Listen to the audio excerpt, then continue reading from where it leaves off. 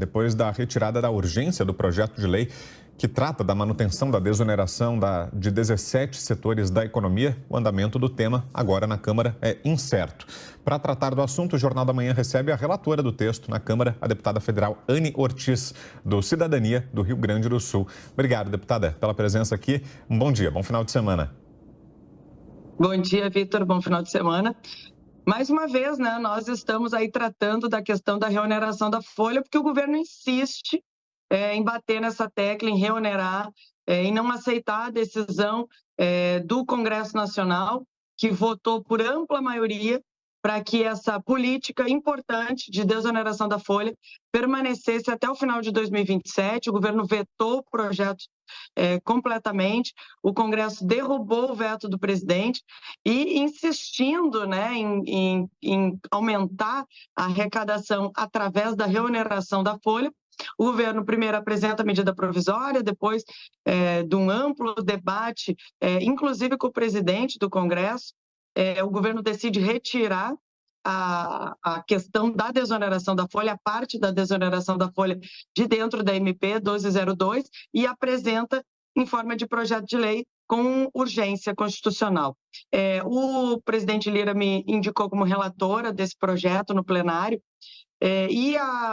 antes de apresentar o relatório, eu fui convidada pelo ministro Fernando Haddad para conversar sobre o relatório e sobre essa pauta da reoneração dos 17 setores que mais empregam no nosso país.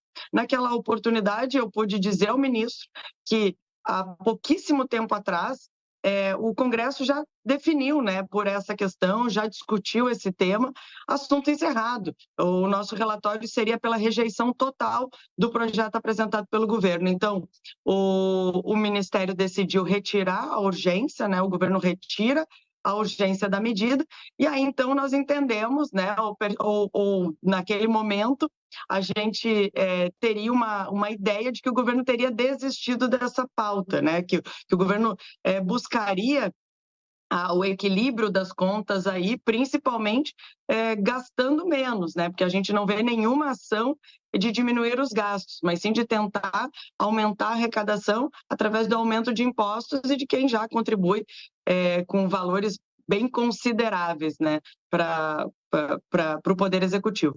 Então, o que acontece? O governo, o projeto ele volta para as comissões a partir da retirada de urgência, e aí, com uma manobra do governo, possivelmente, a indicação da relatoria de uma deputada do PT, que provavelmente é para isso, né? É para poder reonerar esses 17 setores que mais empregam, causando ainda mais a insegurança jurídica e a instabilidade que esse tema traz, não só aos 17 setores, mas a toda a nossa economia já desde o ano passado. Agora, deputada, só para ficar mais claro ainda, até que esse projeto avance e comece a ser discutido e haja uma conclusão, para isso os setores, esses 17 setores, seguem desonerados então, né? Seguem. Hoje seguem desonerados porque o governo retirou da medida provisória a parte, né, que dizia respeito à reoneração da folha dos 17 setores. Então, o que a gente permanece, eu sempre disse que aquilo foi uma pequena vitória. Pequena vitória por quê? Porque o governo continua insistindo, o governo mostra aí semana após semana que o grande objetivo do governo é reonerar esses 17 setores, fazer com que as empresas dos setores paguem as suas contribuições previdenciárias patronais sobre o salário de cada trabalhador, ao invés de pagar sobre alíquotas, né, sobre a receita bruta da empresa. E a consequência disso qual é? Desemprego. A consequência disso não há outra, senão as empresas demitirem um grande número hoje de trabalhadores, porque não consegue suportar, não consegue absorver o custo que tem, até porque as empresas, né, dos setores desonerados, a média salarial ela é maior do que dos setores onerados, não vai conseguir absorver a contribuição previdenciária patronal sobre os 20% da folha de pagamento e vai acabar demitindo. O número que se tem aproximado de demissões, caso isso aconteça, caso o governo continue insistindo nessa questão, é de mais de 800 mil trabalhadores formais. Isso também vai impactar nos cofres públicos e talvez o governo não tenha feito esse cálculo, porque serão mais pessoas que estarão no seguro-desemprego, que precisarão do governo para se inserir, né, nos programas assistenciais, ao invés de estarem trabalhando com carteira assinada, contribuindo com imposto de renda, PIS, COFINS, FGTS, INSS do trabalhador, e o governo, nessa sanha arrecadatória, só consegue enxergar a parte que lhe convém e não consegue enxergar o todo e o impacto, principalmente, que terá para a nossa economia, obviamente aumentando a inflação, porque quando aumenta os custos desses 17 setores, aumenta, com o efeito cascata, o custo de outros setores também impactando em toda a nossa economia. Deputada, a pergunta agora é do nosso comentarista, o Cristiano Vilela. Deputada, bom dia, satisfação conversar com você aqui na Jovem Pan.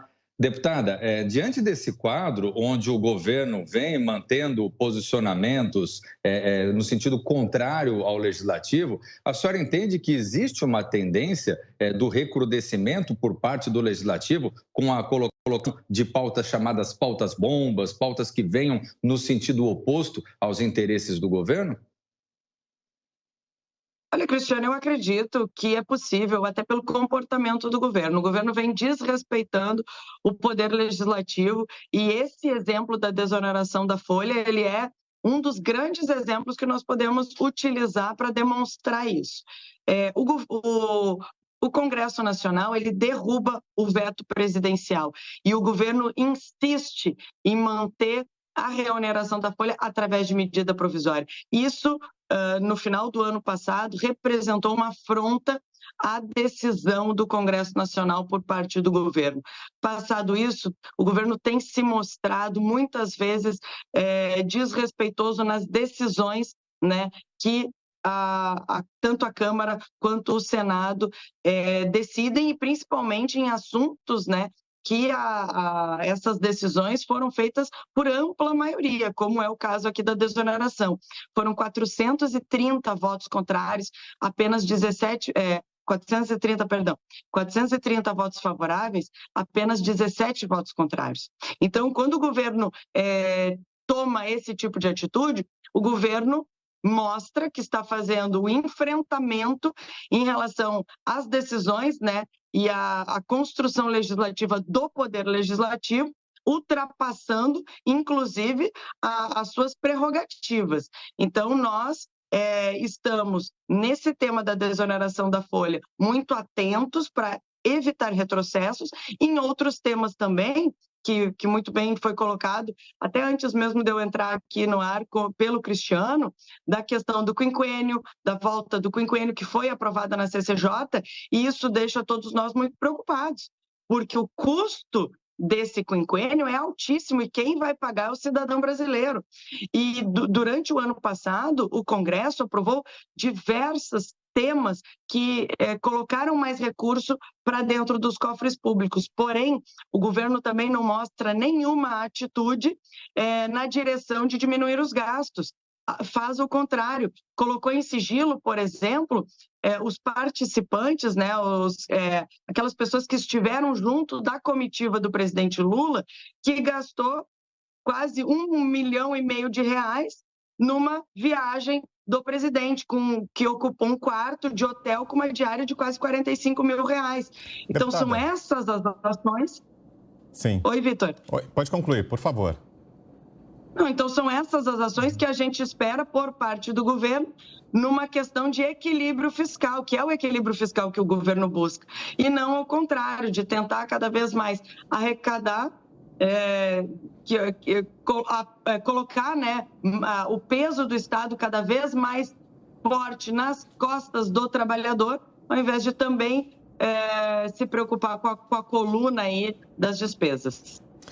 Muito bem, aí a análise da deputada federal Anne Ortiz, do Cidadania do Rio Grande do Sul. Nosso tempo está esgotado, mas quero agradecê-la muito, deputada, pela presença aqui com a gente, por atender ao nosso convite nessa manhã de sábado. Um bom final de semana por aí e até uma próxima.